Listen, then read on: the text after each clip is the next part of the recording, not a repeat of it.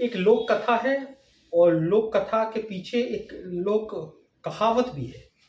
कहा जाता है कि सब लोगों को लगता है कि उनके पास 1.5 अकल है, बाकी की आधी अकल दुनिया में दूसरे लोगों के पास है। इसको लेके एक बहुत ही रोचक किस्सा भी है। वो हमारे एक मोहल्ले की एक माई है, उन्होंने सुनाया। बुंदेलखंड में मामा को मम्मा और मायमी को माई बोलते हैं। तो हमारे घर के पास एक मम्मा और एक माई रहते हैं। एक दिन उनके घर से बहुत तनाव जैसी स्थिति दिख रही थी। बहुत तेज गर्म हवाएं, तनाव की, चिल्लाने की आवाजें आ रही थी। अपन फुर्सत में थे तो वैसे ही टहलते टहलते चले पूछने के लिए कि मम्मा के घर में आकर क्या प्रॉब्लम है, क्यों चिल्लाने की इतनी आवाजें आ रही हैं, मामा क्यों इतने नाराज हैं, क्यों चिल्ला रहे हैं। तो हमें पूछा क्या हो गया। तो मम्मा ने बताया, कहने लगे हमारे जो बच्चे हैं वो हमारी बात नहीं सुनते, हमारी बात मानते ही नहीं, और कुछ भी मैं उनको ज्ञान की बात देता हूँ, कुछ ज्ञान की अच्छी बातें सिखाना चाहता हूँ, सीखते ही नहीं। मुझे इनकी बहुत चिंता है कि कल इनका क्या होगा, कल इनकी जिंदगी का क्या होगा, क्या खाएंगे, क्या पिएंगे, क्या करेंगे, कुछ समझ में नहीं आता। उन्होंने एक बहुत अच्छी बात कही। कहने लगे अगर ये बच्चे हमारी बात माने तो मैं प्रधानमंत्री बना दूं, लेकिन मानते ही नहीं, सुनते ही नहीं, हमारी अकल का कुछ फायदा ही नहीं उठाते।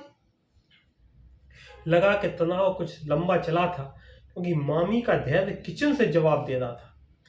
कहने लगी तो तुम खुद ही क्यों नहीं प्रधानमंत्री बन जाते? अगर तुम्हारे बच्चे तुम्हारी अकल का इस्तेमाल नहीं कर रहे हैं तो खुद ही प्रधानमंत्री बन जाओ, और अगर प्रधानमंत्री नहीं बन पा रहे हो तो कम से कम मुख्यमंत्री बन जाओ।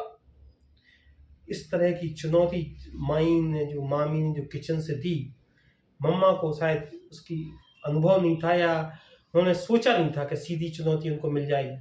उनके पास कुछ सेकंड जवाब नहीं था। फिर उन्होंने कुछ जवाब सोचा समझा और कहने लगे कि मैं तो कल ही मुख्यमंत्री बन जाऊं, लेकिन दिक्कत है कि तुम्हारा ये आटा, चावल, घी, दाल, इसका इंतजाम कौन करेगा, कंडे का इंतजाम कौन करेगा तुम्हारा।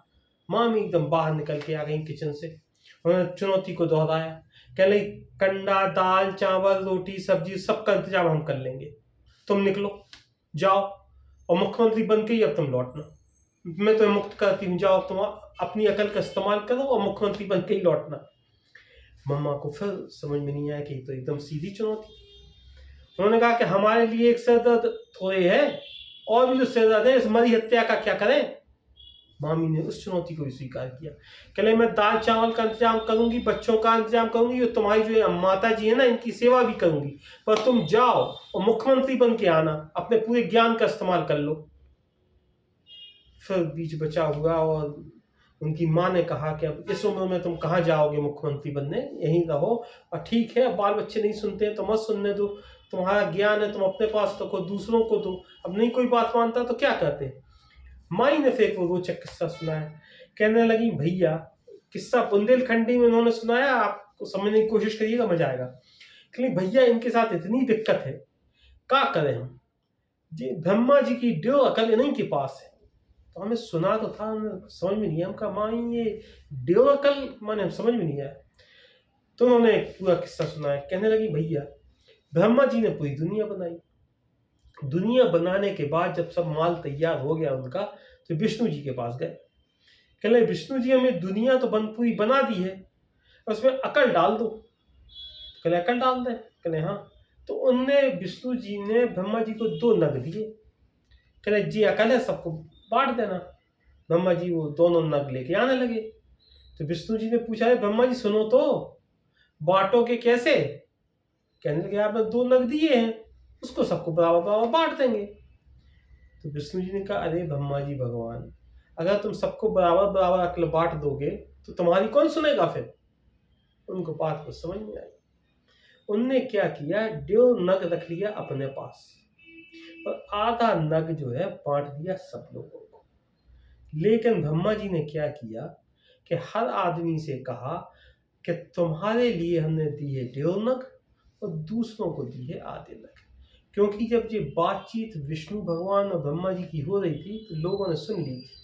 उनको पता था कि एक अकल तो है 1.5 नग और बाकी है आधी नग। तो दुनिया में भैया उस दिन से सारे लोगों को लगता है कि हमारे पास है 1.5 नग अकल और बाकी पूरी दुनिया के पास है आधे नग। इसीलिए हर आदमी को लगता है कि वही ज्ञानी है, वही जानकार है, वही अच्छा डॉक्टर है, वही अच्छा मास्टर है, वही अच्छा नेता है, वही अच्छा पंडित है। और खासकर तुम्हारे मम्मा को, इनको तो पूरी 1.5 अक्ल इन्हीं के पास है, इनको लगता है। इसीलिए ये परेशान रहते हैं, कभी बच्चों को प्रधानमंत्री बनाते हैं, कभी खुद प्रधानमंत्री बनते हैं, कभी खुद मुख्यमंत्री बनते हैं। इस चक्कर में दिन भर हमारे घर में चिकल्लस होती रहती है। इसी तरह से आपने बहुत से लोगों को देखा होगा, मुझे और आपको भी लगता है कि जितने समझदार हम हैं, शायद इतना समझदार कोई नहीं है। एक मेरे पिता की कटिंग करने आता है और उनके हाथ पे भी दबाता रहता है बहुत देर तक, और वो बहुत रोचक किस्से सुनाता है। बताएगा कि उसको कैसे उसके घर में कोई परेशानी आई, और फिर भैया हमने लगाया अपना दिमाग, और फिर प्रॉब्लम हो गई सॉल्व।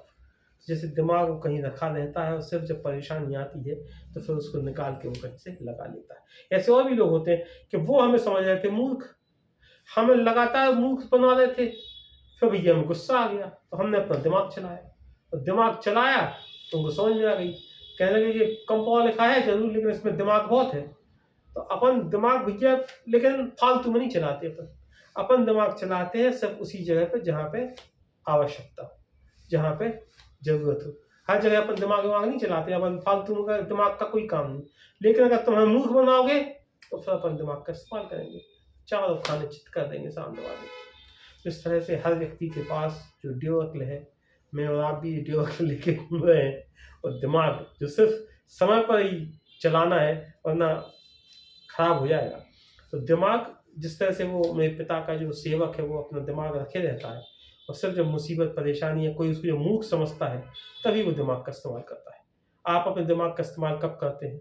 क्या आपको भी लगता है कि आपके पास अक्ल जो है वो 1.5 नग है, बाकी दुनिया के पास आधी नग? बताइएगा कमेंट में लिख के क्या कहना है आपका। नमस्कार।